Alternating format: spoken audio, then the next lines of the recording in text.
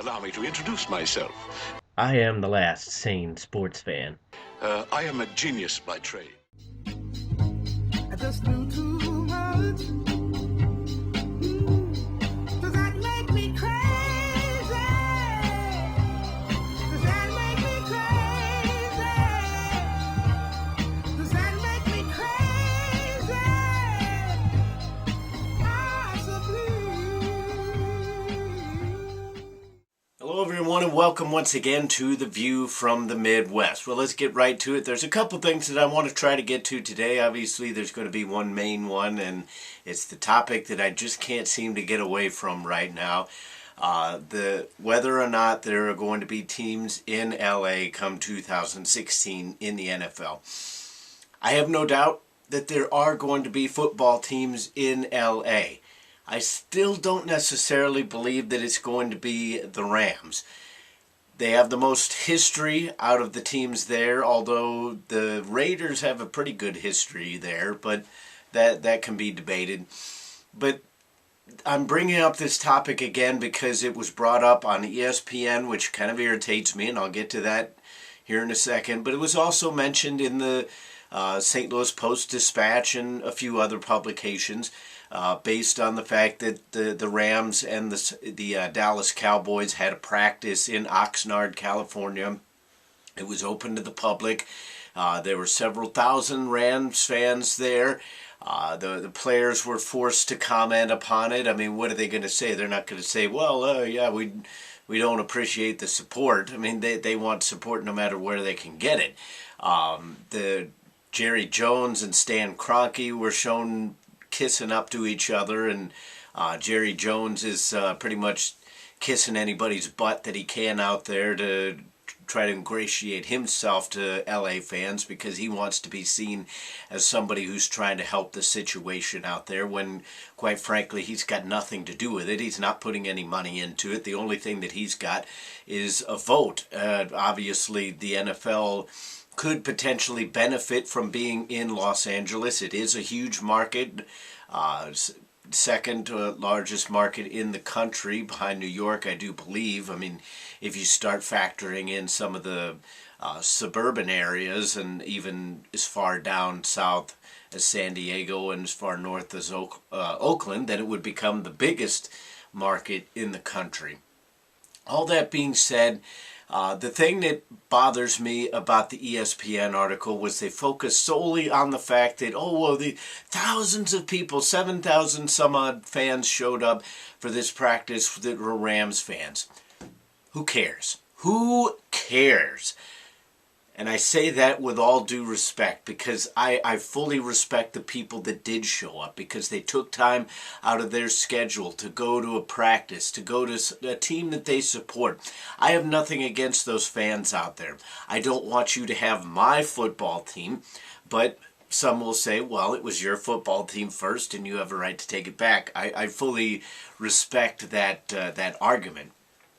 That being said, the argument that you're showing your support because you drove a couple hours in California does not hold water for me. You drove within your own state borders. I can drive to Kansas City. That's 4 hours away. I can drive to Kansas City and see the Rams practice there if they've got an exhibition coming up against the Kansas City Chiefs. That doesn't necessarily prove my fanhood towards that team. People will focus on the numbers. Oh, well, there were 7,000 people. Well, yeah, there's a few million in that area. 7,000 isn't necessarily overly impressive. The fact that ESPN is heavily reporting on this to a certain degree irritates me, because there wasn't much said, if anything, on national media about the several hundred people that drove up to Chicago, which is about 6 hours away, depending on how fast you drive, that were supporting the Keep the Rams in St. Louis movement at the owners' meeting. There was no practice to see. There was no owner to root for or root against. There was nothing to be seen, but they showed up there. Nothing was reported on that about the several hundred people that drove to Chicago simply to have their voice heard. They weren't out there to see a practice. They weren't out there to chant little names. They weren't out there to try to find Stan Kroenke in a dark alley and try to take him out. They weren't up there to do that at all. They were up there for a specific cause, and that was underreported. ESPN has a stake out in LA because they are in LA, so they would want a team in LA. Why does it have to be the Rams? There are no stadium plans right now for San Diego. They threw something together at the very last minute, but the city officials themselves have basically taken the bailout. They have jumped out of the plane with a parachute that took off right away. There's absolutely nothing in Oakland. Why does it have to be the Rams? Why can there not be the Chargers and the Raiders, who already have a footprint, a long-standing footprint in the state of California? The Rams have been gone for 20 years. I understand, again, those fans, all due respect, they're showing their passion. They're doing the best that they can. That's all that they can do. I'm just saying that it doesn't necessarily impress me, because to me, it's the NASCAR effect. Okay, you can get 7,000 fans to show up for a practice because it's a once in a generation kind of thing. They haven't had football in Los Angeles. They haven't had the Rams in Los Angeles for 20 years or so.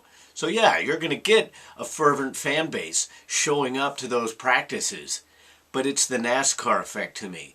If you had a NASCAR event every single week, you're going to get a bunch of passionate fans out there, but can you fill up those 100,000 plus seat stadiums every single week, day in, day out? I don't necessarily know that you can, because that's the thing that I've always pointed to when it comes to NASCAR, and this is kind of an apples to oranges comparison, but I still feel it kind of holds water, because my point with NASCAR is people always want to say, well, yeah, look at the huge crowds that they draw. Well, it's an event. It's not necessarily just another game. Can you draw those kind of fans week in, week out? Are you going to get that kind of fan base showing up to every single practice? I highly doubt it.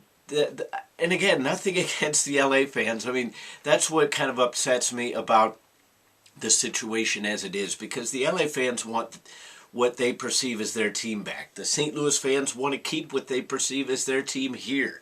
The NFL has kind of done a good job of pitting us against each other when it doesn't necessarily need to have gotten to this point. But ultimately, LA had their chance. They did very little to keep the team in terms of fan support. They weren't showing up to support the team in the arena, in the stadium. Their attendance numbers were dreadful.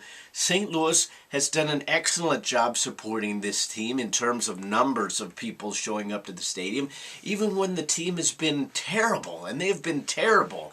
They won one game a few seasons ago, but even in that season, they still averaged 50+ thousand fans per game. There was nowhere near that number in the Coliseum when the Rams were last playing there. They were getting about 20, 30, maybe not even that much. I don't have the numbers in front of me, so I mean, if you guys have specific numbers out there, go ahead and give them to me, because I'm not unwilling to realize that there is another side to this argument. I just get a little bit frustrated with this reporting by ESPN, which takes a step down every time they do this kind of stuff. They're starting to be more like TMZ, just reporting the hot button topic without any kind of information behind what it really stands for. And then because it benefits their station to maybe have a team in LA because they put a studio in LA, all of a sudden, well, let's only put the LA perspective up there. Yeah, they got the 7,000 fans out there. It's not that big a deal. You had 7,000 fans. That's great. Those people that showed up are great. They're hot fans. They're passionate fans. They want to show their support, and they're doing a great job of it. But I don't think the numbers are overly impressive, as I mentioned, simply because it's an event. You're not necessarily guaranteed to have those people show up every single game, week in, week out, season tickets. Are they going to be the ones that are going to be paying the big bucks to sit 50-yard line? Not necessarily. And those are the things that you have to keep in mind. Springboarding off of that, talking about the people that are going to be sitting at the 50-yard line, shelling out the big bucks, talking about the people who can afford the club seats, the big fancy boxes and whatnot. There was an excellent piece written by Dan O'Neill in the St. Louis Post-Dispatch. I encourage all of you to check it out. I'm sure it's online at stltoday.com. Talking about the disservice that St. Louis does to itself by labeling itself, we're the best baseball town in America. It's fine to want to think that of yourself, but think of yourself as the best sports town if you want to try to go that way. Because the article gives great examples, and I'm going to look at it in the larger aspect. St. Louis is not a huge market, so I understand the idea that, well, we need to kind of put the bulletin on one specific thing so that the rest of the country at least knows that we exist. That's fine. If that's the way that you want to think about it, that's not the way that I think about it. Chicago doesn't consider itself strictly a Cubs town. You don't necessarily say, well, this is a Bears town first and then everybody else second. This isn't a Blackhawks town first and then everybody else comes after that. New York isn't a Yankees town first and then, oh wait, also there's the Giants and there's the Rangers, but nobody really cares about that. LA doesn't necessarily consider itself a Dodgers town. Even if you want to try to go towards other cities, I don't think Houston identifies itself as an Astros town. I don't think, you'd pick out whatever city you want. Atlanta doesn't think of itself, oh, well, we love the Braves, and then, oh, well, yeah, there's the Falcons. It's a silly thing. And for people that aren't necessarily just obsessed over baseball, like myself, I get tired of it. And I know that I'm not the only one out there, and I apologize to anybody who does love baseball to the point where that kind of consumes you over the summer months, because that's fine. That's what you choose to like. I don't force the sport of soccer on anybody. I profess my love for the sport out there. I would like other people to take an enjoyment in it, but if they're not going to, that's their thing. But the idea that the media is terrible at this too, because in the off season you will get a front page headline that has to do with off season baseball, not even necessarily a trade, but just, oh, well, the pitchers and catchers are coming up, and then a little blurb about the St. Louis Blues, or maybe a midline story about the St. Louis Rams. You're doing no service to the sports culture in this city overall. There are passionate fans who love all their teams. There are over 30,000 people signed up on the Facebook page of Keep the Rams in St. Louis. I know that there are more Rams fans in this town than that. It's just not necessarily maybe gotten to them, or maybe they're a little bit disillusioned by the whole stadium situation. The Blues fans are unbelievably passionate, but they don't necessarily get the recognition that Cardinals fans do, simply because we're too far spread. I mean, there are Blues fans as far south as St. Francis County, southern Jefferson County. I mean, there are people out there that love hockey. But they don't necessarily get the opportunity to go to games all the time. Whereas everybody on the eastern half of Missouri claims to be a Cardinals fan. They claim that they've gone to every single game since Judas betrayed Jesus Christ, which, quite frankly, is a ridiculous statement. But those are the kind of things that you get with St. Louis Cardinals fans. I love St. Louis Cardinals fans. I have friends who are St. Louis Cardinals fans. I'm a Cardinal fan. I mean, when it comes down to it, deep down, I do root for the St. Louis Cardinals. I just can't get into baseball the way a lot of people do, because people get up and down every single game. Well, it's 162 days out of a 365-day-a-year calendar. It's just too much for me. I need a little bit of a break. Hockey is bad enough, where you're playing almost every other day when you get into the meat of the season. It's hard to have those ups and downs when you're playing every single day when it comes to baseball. Last little thing that I do want to kind of jab the Cardinals fans at, they want to talk about how much they respect the game and how respectful they are. Overall, that is true, but Cardinals fans can be, excuse my language, can be dicks. You want to talk about how respectful you are and how great you are. The Cubs haven't done anything. Leave them alone. Stop it. It's really unbecoming.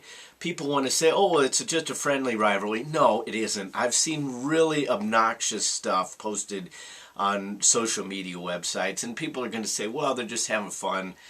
That's fine. I'm not telling you that you can't post it, but I'm just telling you from an objective standpoint, it does come off in a really obnoxious way that you don't necessarily know.